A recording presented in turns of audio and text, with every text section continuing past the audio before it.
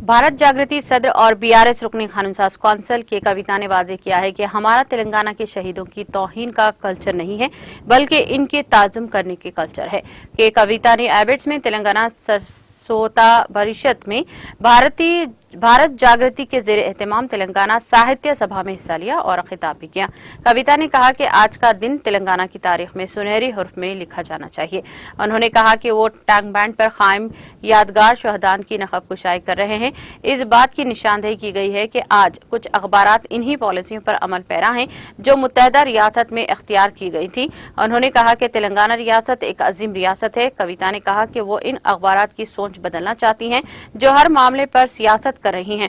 सदर जागृति की कविता ने कहा कि तेलंगाना साहित्य सभा का क़याम तेलंगाना अदब पर संजीदा बहस करने के मकसद से किया गया था। उन्होंने कहा कि बच्चों में जबान का शौक पैदा करना चाहिए। हम कोशिश करेंगे कि बच्चों का अदब शाया करें और इसे स्कूल की लाइब्रेरी में फराहम करें। उन्होंने कहा कि हमारे पूरे हिंदुस्तान में तेलंगाना की तारीख बताएंगे। उन्होंने मजीद कहा कि वो तेलंगाना में बुद्ध मत और जैन मत पर किताबें लाएंगी। रुकने कौंसिल कविता ने कहा कि हम स्कूलों में बच्चों के लेक्चरर में महारत हासिल करने के लिए एक खुसूसी प्रोग्राम लाएंगे।